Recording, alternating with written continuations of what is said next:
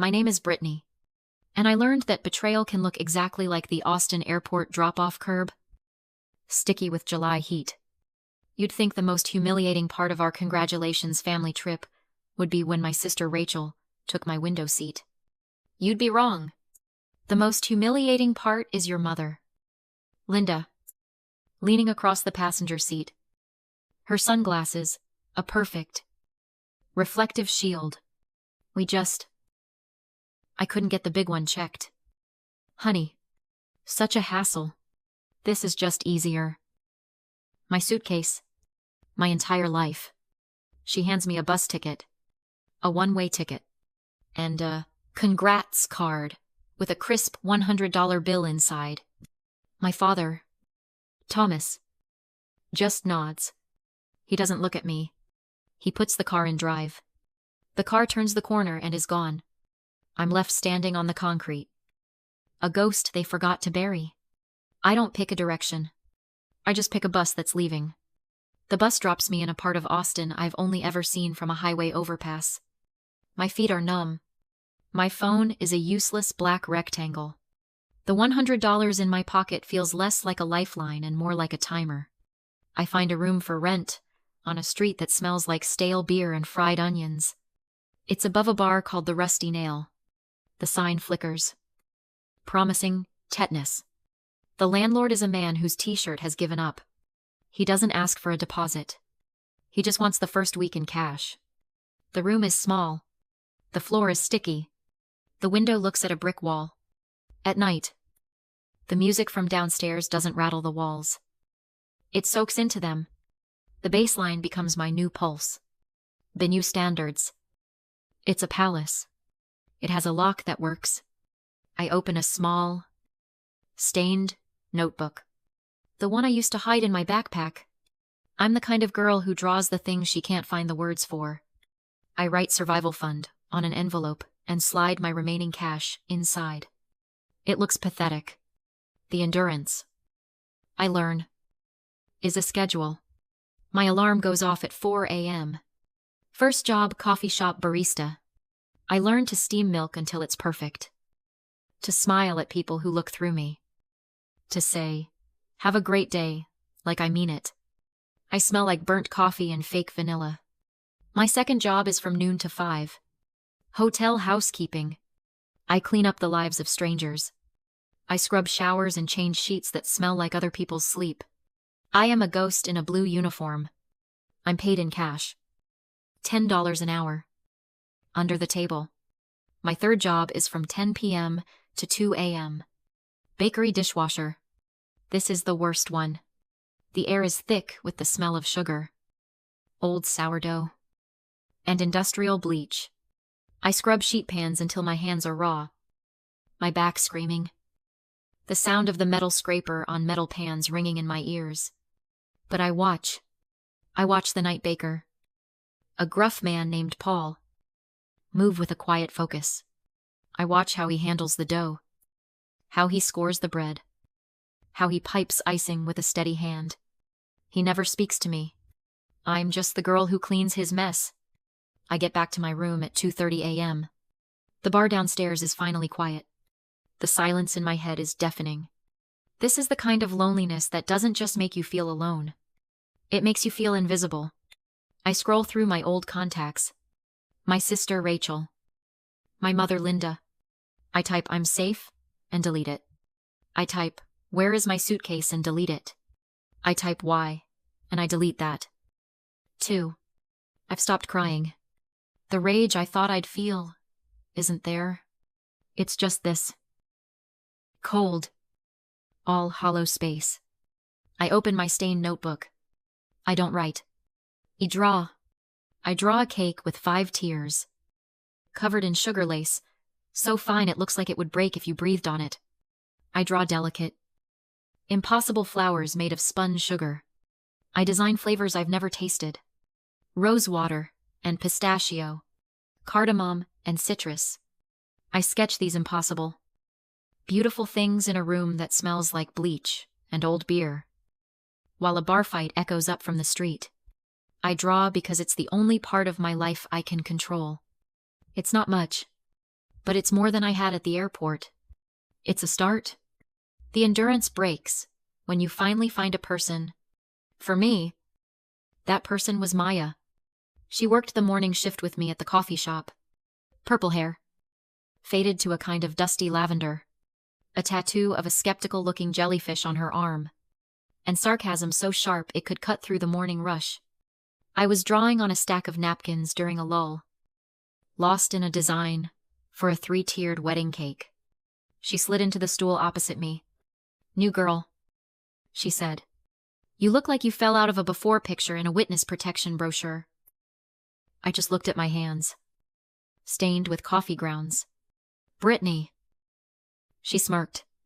"Maya, I used to have dreams. Too. Then I realized caffeine pays better." She tapped the napkin. "That's a lot of drawing for a napkin. You good?" "Just messing around." "Woohoo?" She squinted at the drawing. "That's a cake." "Right. Looks too complicated. Looks like it would cost more than my car." She took a picture with her phone anyway. "My friend thinks latte art is high art. This'll blow his mind." I didn't expect anything. But she kept talking to me. She'd bring me half a sandwich from her own lunch. She'd cover for me when I was 5 minutes late from the hotel job. She was the first person in 3 months who had looked at me like I was actually there. The second person was Paul. He owned the bakery where I washed dishes. He was a broad man with hands like flour-dusted bricks and a voice that sounded like gravel. He never said hello. He just grunted and pointed at the mountain of sheet pans. One night, he found my notebook. I'd left it on a shelf. And it fell open to a drawing of a complex sugar flower. I froze. I expected him to yell. To tell me to get back to work. To fire me. He just stared at the page. He didn't say anything for almost a minute. Then he looked at me. Really looked at me. With eyes that had seen too many 4 a.m. shifts. "You draw this?" I nodded. My throat tight. He grunted. "It's not bad. The structure's wrong. You need support dowels for that kind of weight." I just stared at him. He sighed, wiping his hands on his apron. "You're a good dishwasher. Brittany, you're quiet. You're fast. But this?" He tapped the page. "This is a waste of paper if you don't know how to use butter." I don't have a kitchen. Or ingredients. Paul looked around the massive, quiet bakery. The ovens were off. The steel tables gleaming. "I do." He pulled a key off his belt loop. "My kitchen is empty from midnight until 4 a.m. You're already here. You make a mess. You clean it. You break something. You pay for it. And you use my ingredients. You use the scraps." Got it. I couldn't speak. An adult had just offered me something without a but attached. I just nodded. So I added a 4th job. From 2 a.m. to 4 a.m. After my dishes were done, I practiced. I learned on scraps. I learned how to temper chocolate. How to make a stable buttercream. How to work with fondant. My hands, which were raw from bleach, learned a new kind of patience. I cried. The first time I made a perfect rose out of sugar. I cried so quietly. The big industrial mixers didn't notice. For Maya's birthday, I spent a week's worth of tip money. I stayed up for 36 hours straight. I made her the cake from the napkin. 3-tier. Black currant and lemon. Covered in delicate, hand-painted black lace. When I brought it to the coffee shop, she just stared. Holy.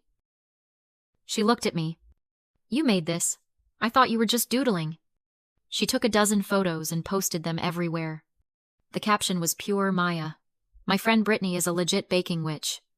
Your cupcakes are basic. Fight me." I didn't think anything of it. It was just a cake.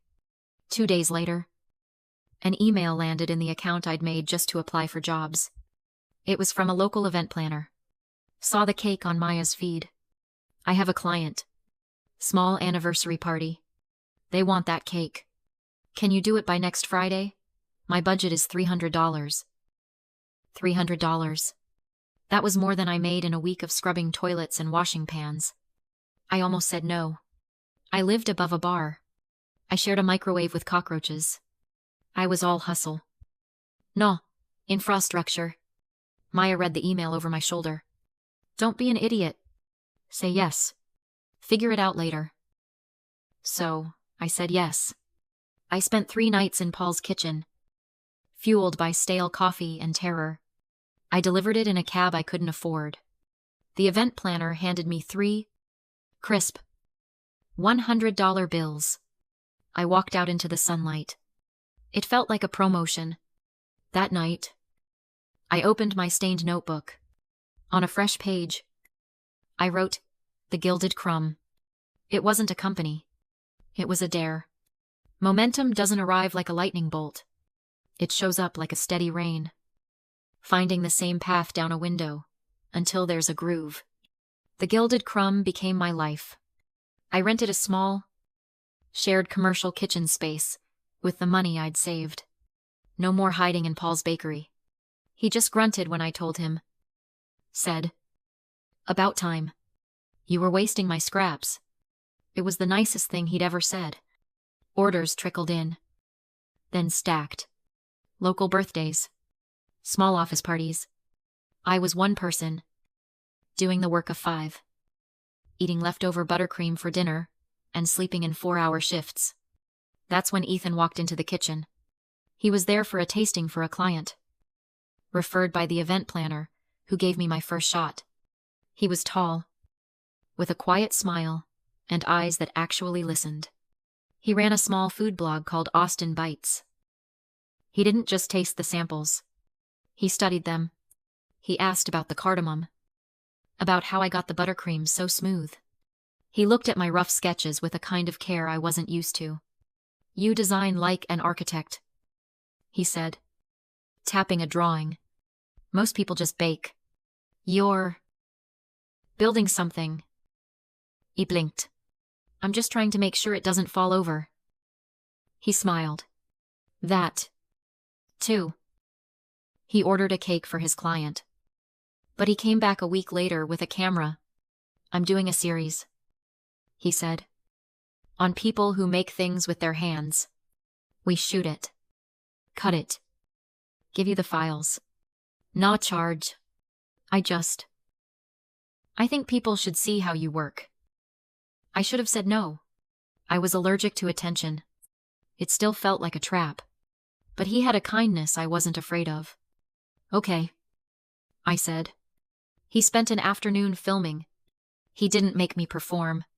He just got close-ups of my hands piping, of the steam rising from the ovens, of the sketches pinned to my wall. He let the sound of the kitchen breathe. He titled the post, "The Baker Who Works in the Dark," and uploaded it to his blog. It got shared. Then it got shared again. By a national food account. The kind with millions of followers. My phone didn't just buzz. It screamed. It was a vibration that felt like the whole floor was shaking. The inbox, which used to get 2 emails a day, suddenly had 200. Orders. Questions. Praise from strangers in states I'd never visited. And then, one email made my stomach clench so hard, I thought I'd be sick. The subject line was, "Brand Collaboration Opportunity." It was from a woman named Emily. The email was slick. "Love your aesthetic. Brittany, your story is so authentic. We'd love to talk about a brand partnership." I didn't recognize the name. I almost deleted it. But I scrolled down to the signature. Emily. PR manager. Linda, my mother's last name, Realty. My mother's firm. My blood went cold. I reread the sentence.